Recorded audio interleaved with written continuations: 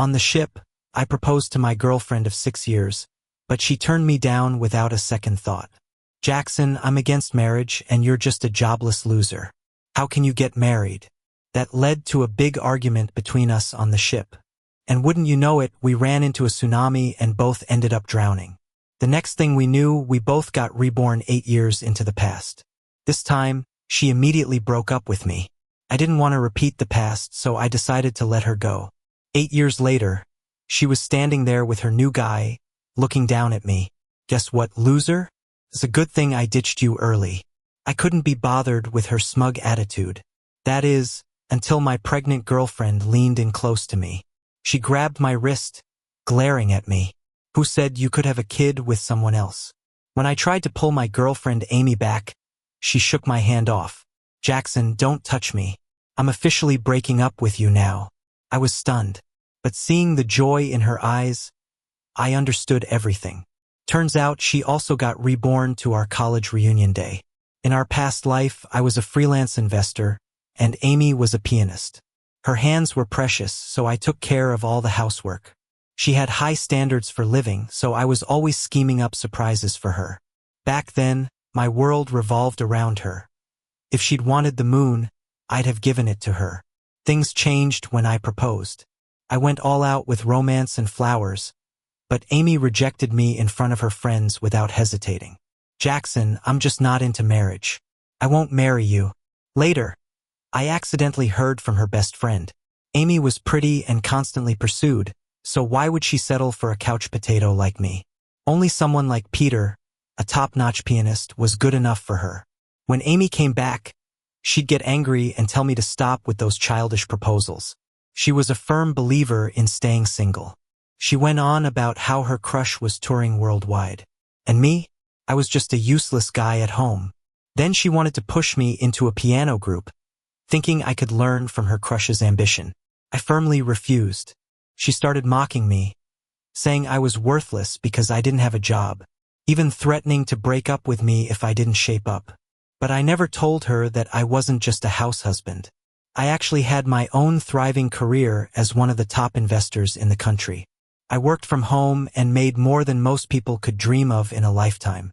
She never realized that all my gifts were luxury high-end items, that the villa we lived in was fully bought by me, and she never knew I had millions in cash flow. So, I didn't get why I needed to be ambitious like her crush. Eventually, I couldn't take it and we fought. I was exhausted mentally and physically, so I broke up with her. Before we officially split, Amy asked to visit Serbia once more and I agreed. But sadly, we encountered that disaster at sea.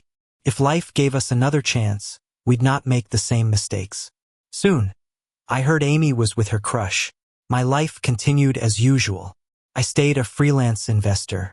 8 years later, I had just invested all I had in a stock when my buddy called. He invited me to a concert. I planned to decline, but he was persistent. So I went in flip-flops. As I arrived at the entrance, a soft voice called my name. Jackson. I turned and saw Amy, looking sophisticated in a pretty dress. She sized me up, saying with disdain, "It's been so long and you're still this shabby?" I was about to politely greet her when an interrupting, snobby voice chimed in. "Amy, is this that useless ex-boyfriend of yours? Need help finding a job? We've got an opening for a janitor in the piano troupe. Seems right for you." Right then, a young man put his arm around Amy. Seeing them so close, I easily guessed this was Peter, Amy's dream guy from the last life. She'd lied and even planned to marry this man. Ignoring Peter's jab, I calmly said, "No thanks." A few mutual friends were there, too. One clapped me on the shoulder. "Jackson, Peter is just being nice. Don't feel it's beneath you. Better than doing nothing at home." Their laughter was boisterous. "Totally. Even if you've got family money, it'll run out. Best get a job soon." Their mocking didn't faze me. I hardly knew them, no need to argue. People love kicking others when they're down. But they never think maybe someone's just not interested in sharing their life. Seeing my silence, a guy I'd never gotten along with complained, "Jackson, what's with the attitude? Peter is being a bro, trying to help.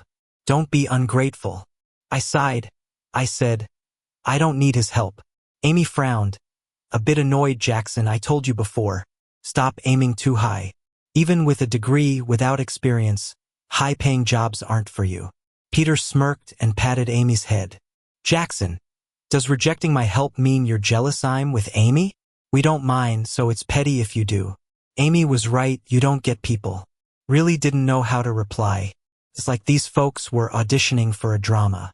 Is it just because I don't have a job that I'm living off my parents? Luckily, my buddy pulled me away under the pretense that the concert was about to start, saving me from more sarcasm. Even as we got inside, I could still hear their whispers. How did Amy ever choose Jackson? One said, besides having a bit of family money, what's he got? And he turned down Peter's help. He's so full of himself. You know he's just frontin', as men do with their pride. Peter heard it all and smirked at me. Jackson, don't take it to heart. You did way better than me in college. Who would have thought you'd end up like this? So you can't blame them for talking. Amy gave me a cold look, calling me useless. The concert kicked off on time. I then realized Peter was the pianist for the night. In his sharp black tailored suit and the aura he exuded, he sent the women in the room into a frenzy. Friends nearby couldn't help but praise him. Look at Peter, a real artist. No wonder he's got so many admirers. In college, he was quite the catch, and with his overseas cred, he's worth a fortune now. I heard some big shot master is taking him on as a student. His future's bright. Maybe he felt the attention. During the break, Peter suddenly stood up on stage. The lights dimmed except one spotlight on him. He knelt and raised a ring towards Amy. At this grand concert, I want to thank someone, my fiancée Amy. Thank you for supporting my music journey and life. Will you marry me? Amy stood up excitedly. Someone handed her a mic. Peter, I will. Thanks to your guidance on my music, I'd still be stuck otherwise. Marrying you is my life's luck. The audience applauded and cheered. Only then did I truly realize Amy's aversion to marriage was just for me.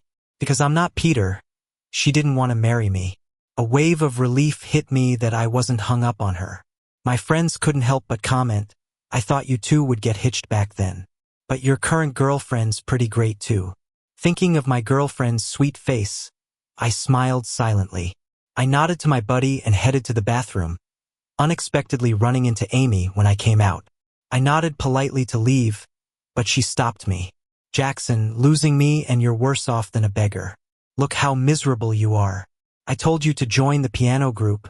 Stick with Peter, you'd be better than aimless now. Look at our classmates today, who's not doing better than you. I glanced at my cheap clothes, sighing. Is there anything wrong with how I dress? Amy snapped, it's been years, and you're still the same. Is admitting you're doing poorly so hard? I'm just grateful I didn't repeat the past's misery. I didn't want to argue, turning to leave. Then Peter strode over, blocking me. Jackson, catching up with Amy or begging her back?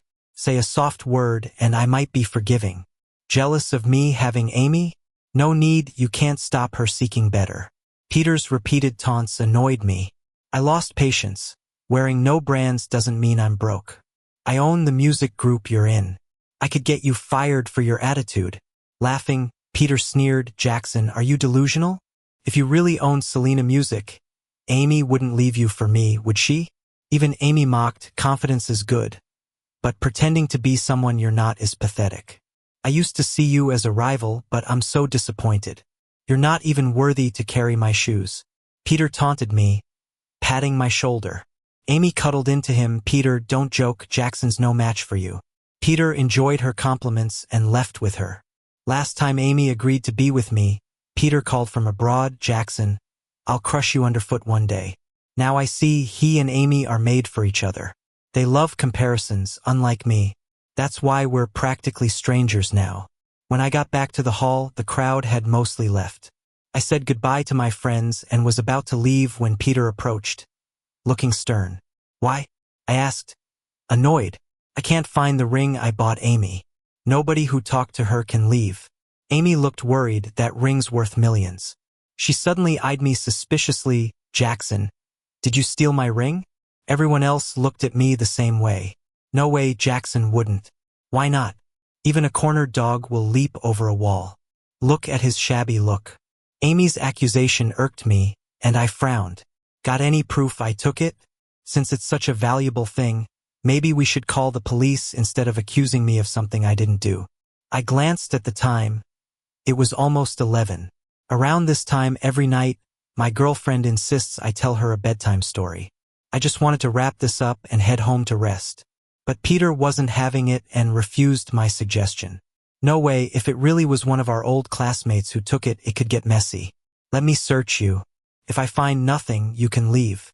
I hadn't stolen the ring, so I calmly let Peter search me. He then pulled out a dazzling diamond ring from the pocket of my white t-shirt, engraved with the letters XYY. I recognized it was an engagement ring and explained, "I didn't steal your ring." Amy stepped up, ready to slap me.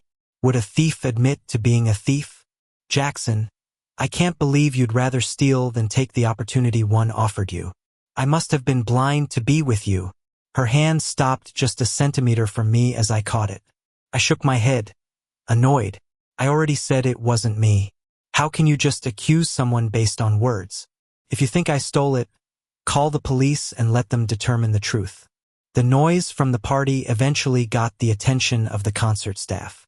Just then, someone approached us. It was my girlfriend, Selena.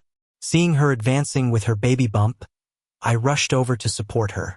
"Selena, why did you come here?" Pouting, she replied, "I've been waiting for you at home for ages, so I came looking for you. She always needs someone with her at night." I called over the management to pull up the surveillance footage. Peter scoffed at my command to the staff. "Jackson, you think you own this concert hall? You think they'll just pull up the footage because you asked?" Selena started to speak, but I stopped her. I knew Peter wouldn't back down unless hit with hard evidence. Unexpectedly, the staff knew me. "Sure thing. Please wait a moment, I'll get the footage for you right away." The respectful tone from the manager took everyone by surprise. Did I hear right? Jackson is the CEO of Selena Music Company? That can't be. If he was, why does he dress so plainly? I didn't explain their doubts, just instructed the manager to get tonight's footage. Jackson suddenly interrupted. "There's no need. We found it, so there's no need to involve the police. We're just classmates, I didn't want to make it ugly." Selena laughed sarcastically. "How can you just let it go? You were all quick to blame him. But now that you find out he's the CEO of Selena Music, you're all scared?" Selena's words shocked everyone. "No way, Jackson is really the CEO of Selena Music? I've heard of him. He's one of the top investors, always turning a profit. If that's true, why would Amy break up with him?" Even my best friend punched my shoulder in surprise. "You sly dog. You kept this from me too." I coughed lightly. "You never asked. Can't just go around telling everyone." That was as good as confirming my identity. Peter's and Amy's faces fell, turning dark with frustration. Amy didn't expect I wasn't as useless as I appeared. Nervously twisting her fingers, she asked me again, "Jackson, are you really the CEO of Selena Music?"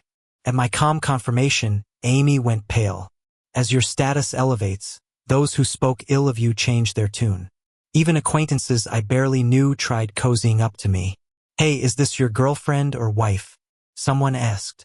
Holding Selena's hand, I announced, "This is my girlfriend, Selena.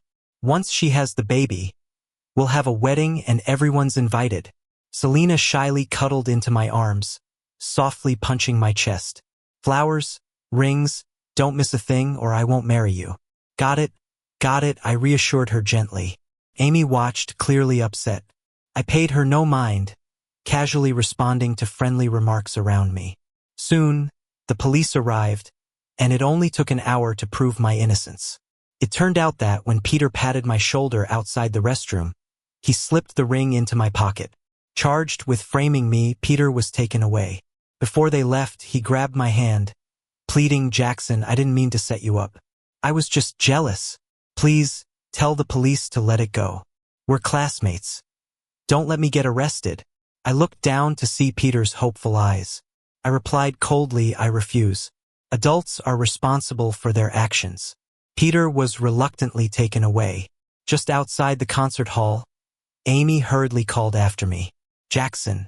I knew Amy had more to say, so I gestured for Selena to wait in the car.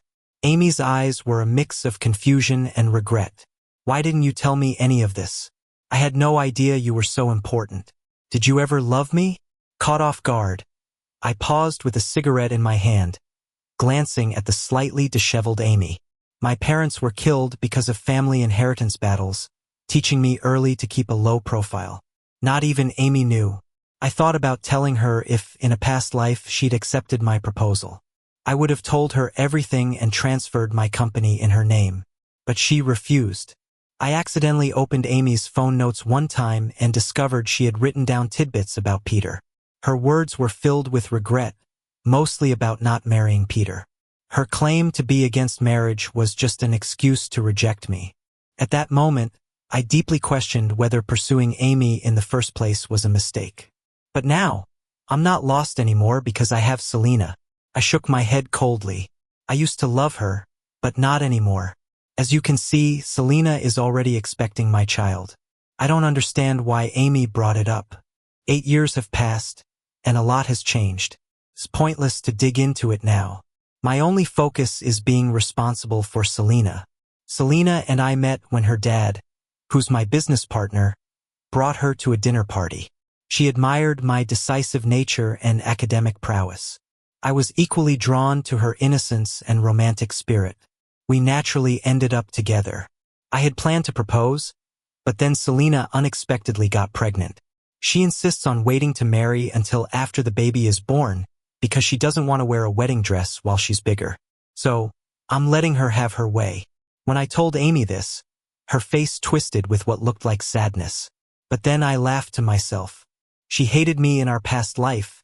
She couldn't really be sad, right? A couple of days later, the police called me asking if I wanted to press charges against Peter. I told them to handle it according to the law.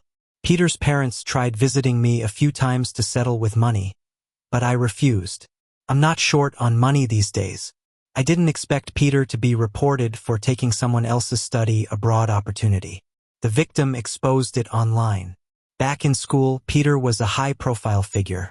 He joined the best national music troupe soon after graduation. Who would have thought he had taken someone else's chance to study abroad? The original victim could have gained significant benefits from this opportunity but missed out on a shining moment. The accolades and applause should have been for them, but Peter stole them. Missing out on joining the premier music group, the victim now teaches at an ordinary music shop. Hearing this infuriated me. I insisted to the police to thoroughly investigate everything Peter did. Music education is costly. Some families invest everything so their child might succeed. To crush someone's hopes like this is simply outrageous. What took me by surprise was this impacting Amy. I got a call from an unfamiliar number. On the other end, Amy was crying. "Jackson, what should I do?" The police called, telling me to go to the station. I'm so scared. They said Peter accepted bribes from colleagues and now there's an investigation. It won't affect me, right?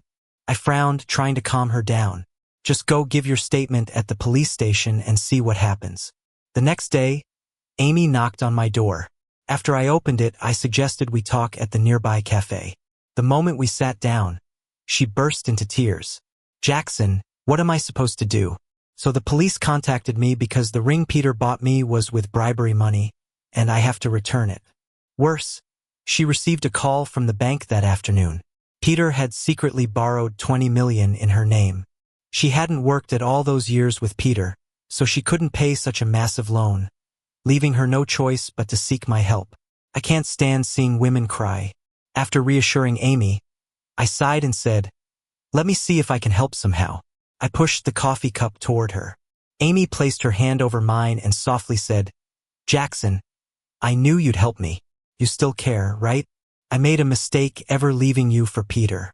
I'm sorry. If you say you'll marry me now, I'll do it right away." Annoyed, I frowned. "Amy, we've broken up. I'm already with someone I care about. Stop talking nonsense. I don't have feelings for you. Face reality." Amy's emotions intensified. "No way. If you didn't care, why would you answer my call? Your behavior hasn't changed since before. Admit it, you still love me, Jackson." Coldly I responded, "I only pity you. If it were anyone else, I'd help too. This isn't love." I apologize for making you misunderstand, but stop dreaming. I turned to leave and she shouted, do you really think Selena, being so young, is genuinely interested in an older, shabby guy? You're 8 years older. You'll never be happy. I'm the only one for you. Why did I even bother meeting her? I never realized how obsessed Amy could get. She can't stand anyone being happy. Can she? People often comment on my shabby appearance. Yes, I prefer comfort over flaunting luxury brand logos. Amy used to make fun of my look, calling me messier than a beggar. What she doesn't know is I own 5 companies, have a villa, and drive luxury cars. Yet if someone's worth was only measured by clothing, isn't that pretty shallow? In the past, how did I end up with Amy? I chased her for 5 years, from high school to college graduation. It was at graduation that she finally agreed to be with me. She said I was the first one to chase her that long, and my persistence made her fall for me. I loved her honesty and sincerity too. But who knew that the qualities we initially liked about each other would eventually stab us like a knife? Not long after, Amy started showing up everywhere. One day she texted me. It said, if I didn't meet her, she'd kill herself at my doorstep. I freaked out, worried she'd do something stupid, so I agreed to meet her at the amusement park. As soon as I got there, she grabbed my arm and said, Jackson, face it, you like me. You're worried, right? Afraid I really might end it all? I didn't bother explaining and quietly called her parents. Seeing me silent, Amy thought she had a chance. She kept apologizing, saying, I'm sorry, Jackson. I know you're still mad about me leaving you. I really know I messed up. Can you forgive me this time? Didn't you say you'd never get mad at me no matter what? Did you forget? I told her that was in the past. I admitted I used to love Amy so much I wanted to marry her. But my love for her died after the constant insults and humiliation. I waited till her parents arrived before I was ready to leave. They stopped me, asking, Jackson, is there really no chance for you two? I remembered how much I used to like Amy. I knew she wasn't well and was emotionally unstable, but I had to cut in before her mom could finish. I said, ma'am, my girlfriend's expecting and due next month. We're getting married after. If you don't mind, you're invited to the wedding. That shut them up. I left saying, spend more time with her. It wasn't easy talking tough to folks in their 50s. I recommended the best therapists I knew, hoping they'd get Amy some help. That was my last act of goodwill. After getting home, I was worried Amy might try something again. I discussed with Selena about moving to our house in the countryside. She cuddled up to me, saying softly, are you worried Amy might harm our baby? I nodded. My right eyelid kept twitching, a bad omen, but I couldn't risk Selena's life. Selena agreed without a second thought. Whenever I wasn't on a business trip, I was home with her. I was away when it happened. The next day, Amy showed up. I had warned Selena not to open the door to strangers. But that day, she craved takeout, thinking it was the delivery driver at the door. When she opened it, Amy turned on her, holding a fruit knife. Selena called me in tears, and that's when I knew. My heart shot to my throat. I ditched $1 million deal and drove home at top speed, ignoring every speeding alert. For hours later, I arrived to find blood everywhere. My heart sank. The security later told me Selena was rushed to the hospital in time. I raced to the ER, finding her worried parents outside. I felt crushed. I'm sorry, so sorry. It's my fault I couldn't protect Selena. I wished Amy's knife had hit me instead. Imagining Selena covered in blood made me furious. How could sweet, fragile Selena endure that? Her folks didn't blame me, adding to my guilt. Maybe I banked a lot of good karma because 2 hours later, the doctor came out, pulling off his mask to say, congrats. Mom and baby are fine. Relief flooded me, tears streaming down my cheeks. I followed as they wheeled Selena and our baby out, didn't even bother wiping my tears. The doctor mentioned the knife missed harming the baby by just a centimeter. Such terrible luck with a silver lining. Selena woke the next day, gripping my hand, sobbing, did I lose the baby? I'm sorry. I couldn't protect them. My silly girl woke up blaming herself. How could I not adore her? I quickly showed her our baby, crying tears of joy, no, our daughter's fine. Selena, you're a great mom. After she fell asleep again, I went to the police station. Amy was there, thinking I came to bail her out. She was all giddy, showing me her list of things I liked. Jackson, you're here to bail me, right? Men do like to say one thing and mean another. Look, I've noted all your favorites. You said I never paid attention, so I decided to learn them well. She was beaming like a kid, but I had no sympathy left. I yanked her hair, slapped her across the face. Amy, you're the only woman I've ever hit. Quickly, before the cops returned, I landed 2 more slaps, letting out all the anger and hate. Her face swelled as she cried and asked why I hit her. Why? I shook with rage. Amy, Selena almost died with our unborn child because of you. How can you be so cruel? It was me who left you. What's this got to do with her? You think if she's gone, I'll run back to you? You think you're the only one who can start over? I'm telling you, I've moved on too. The shock widened her eyes. Because she knew that if I was reborn, given how she treated me in her last life, there was no way I'd be with her. Back then, if you had accepted my proposal, I would have turned over all my companies to you. You would have become the envy of everyone. But you ruined everything with your own hands. Amy's eyes filled with resentment, and she grabbed my hand, saying, no way, you can't be reborn. I should be the only one. Jackson, you obviously love me. How could that change so suddenly? I knew it was because of that scumbag Selena, right? As long as she's out of the picture, you'll definitely love me again. I shook my head in disappointment. Even at this point, Amy was still so delusional. Did she really think that remembering my preferences would make me fall for her again? A love that's late is worth even less than grass. When she treated me like trash and said I wasn't even as good as a dog, I stopped loving her. Amy, loving you is the biggest regret of my life. This triggered Amy, and she screamed, rushing at me. Unfortunately for both of us, the police had already barged in and restrained us. Seeing the bitterness and fury in her eyes, I felt a twinge of satisfaction. She won't have a peaceful life. Because I hit someone, I was detained for 5 days. Amy, despite her assault charges, was diagnosed with a mental illness and wasn't sentenced. Instead, she was confined to a mental hospital indefinitely. I made sure to tip off the nurse taking care of her, ensuring Amy wouldn't be too comfortable. Getting slapped around, going hungry, and being cold became her everyday reality. Not too long after, Amy couldn't take it anymore and jumped to her death. When I heard the news, I didn't feel any satisfaction, just a bit of melancholy. I never thought things would end like this for Amy and me, but I'm on to a new life.